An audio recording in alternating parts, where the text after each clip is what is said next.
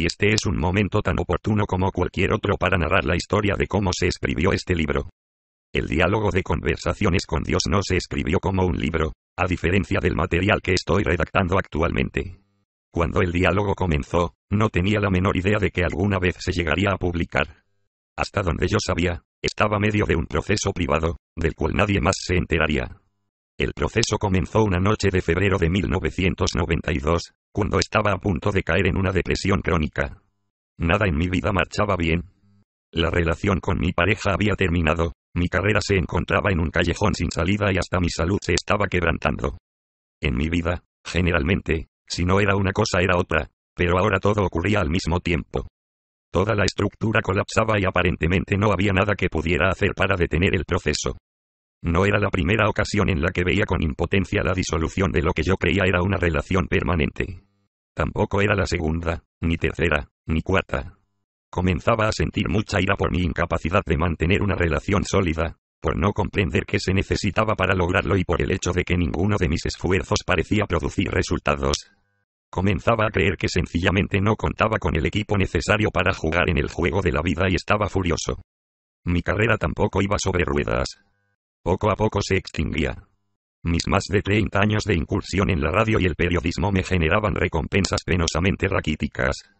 Tenía 48 años de edad y pocos triunfos que sirvieran como testimonio de mi casi medio siglo en el planeta.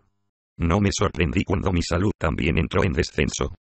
Algunos años antes, me había roto el cuello en un accidente automovilístico y aún no me recuperaba por completo. Antes de ese episodio, había sufrido un colapso pulmonar y padecido úlceras, artritis y alergias severas. A la edad de 48 años, sentía como si mi cuerpo se cayera en pedazos. Y fue así que, una noche de febrero de 1992, desperté con ira en mi corazón. Me volvía una montaña de frustración conforme daba vueltas y vueltas tratando de conciliar el sueño de nuevo. Me arranqué las cobijas y salí intempestivamente de la recámara. Me dirigí a donde voy siempre en medio de la noche cuando busco respuestas, pero no había nada decente en el refrigerador, por lo que me dejé caer en el sillón. Permanecí ahí sentado, cociéndome en mis propios jugos. Después, con la luz de la luna que entraba por la ventana, vi un cuaderno amarillo sobre la mesita delante de mí. Lo recogí, encontré una pluma y comencé a escribirle a Dios una carta llena de rabia. ¿Qué se necesita hacer para que la vida funcione? ¿Qué he hecho para merecer una vida de tanta lucha continua? ¿Y cuáles son las reglas? Que alguien me diga las reglas. Voy a participar en el juego, pero primero me tienen que decir las reglas. Y después de habérmelas dicho, no las cambien. Seguí escribiendo de esta manera, garabateando frenéticamente por todo el cuaderno, escribiendo con letra muy grande como suelo hacer cuando estoy enfadado, tan fuerte que si se sostuvieran 5 páginas a contraluz, en la última todavía se podría leer lo que había escrito en la primera. Finalmente, quedé vacío. La ira, la frustración y la sensación que bordaba en la histeria se habían disipado, y recuerdo haber pensado, tengo que contarles esto a mis amigos. Un cuaderno amarillo en medio de la noche podría ser la mejor terapia, después de todo. Extendí el brazo para soltar la pluma, pero esta no abandonaba mi mano. Esto es asombroso, pensé para mí. Unos cuantos minutos de escribir intensamente y tu mano se acalambra tan severamente, que ni siquiera puedes soltar la pluma. Esperé a que mis músculos se relajaran pero, en vez de esto, me invadió la sensación de que tenía que escribir algo más. Observé con fascinación cómo mi mano colocaba la pluma en el papel, asombrado, pues realmente no tenía nada más que escribir. Sin embargo, actuaba como si tuviera algo más que poner en el papel. Tan pronto la pluma tocó el cuaderno, mi mente se llenó con un pensamiento. El pensamiento me fue dicho por una voz. Era la voz más suave, amable y gentil que jamás hubiera escuchado. Excepto que no era una voz, era más bien como una expresión sin voz. O quizá, más como un sentimiento que tenía palabras plasmadas en él. Las palabras que escuché de esta manera fueron: Neale, ¿realmente quieres respuestas a todas estas preguntas, o solo te estás desahogando?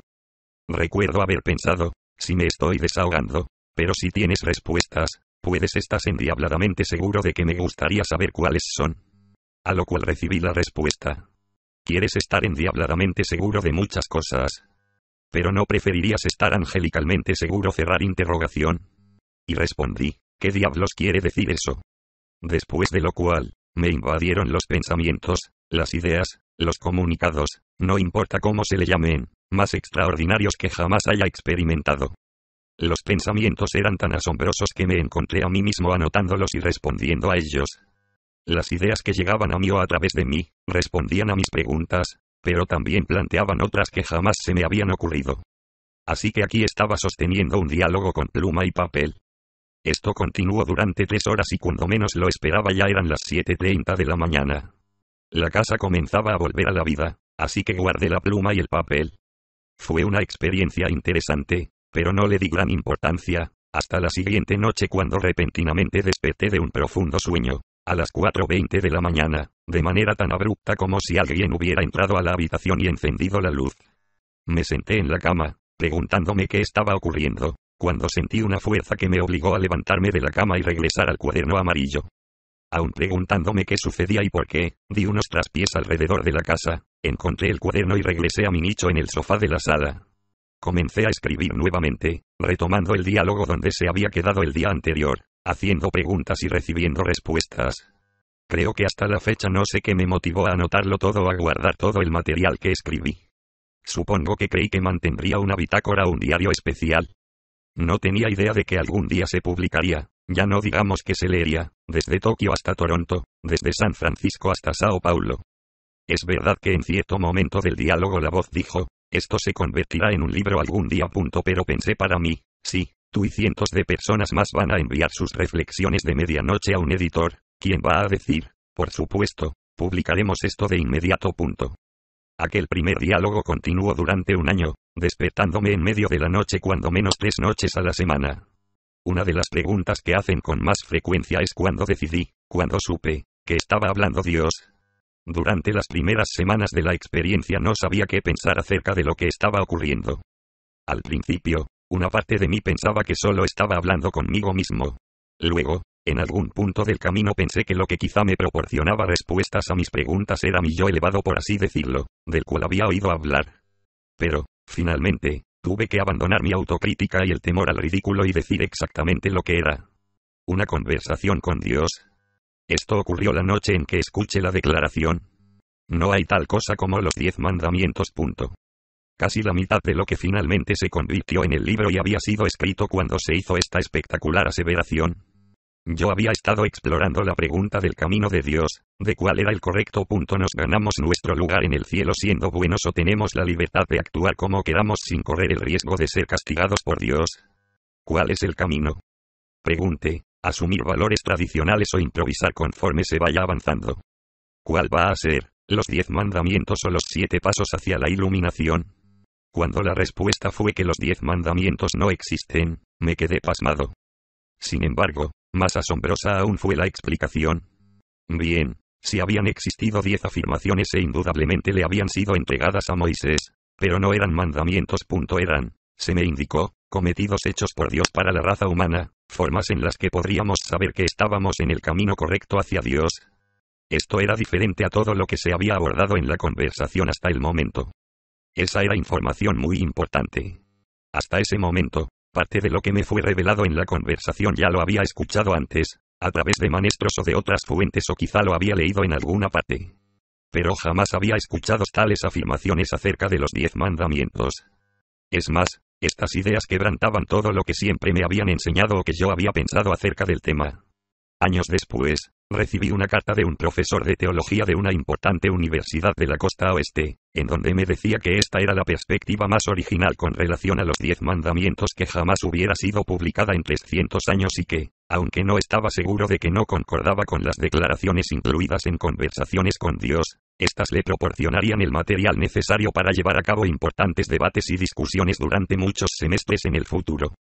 No obstante, durante esa época no necesitaba recibir cartas de profesores de teología para saber que lo que había escuchado era muy especial y que provenía de una fuente muy especial. Comencé a percibir a esta fuente como Dios. Nada ha podido hacerme cambiar de parecer desde entonces. De hecho, la información que surgió a lo largo del resto del diálogo de 800 páginas, incluyendo la extraordinaria información acerca de la vida entre los seres altamente evolucionados del universo en el libro 3 y el esquema para la construcción de una nueva sociedad en el planeta Tierra en el libro 2, solo me ha hecho sentir más convencido que nunca.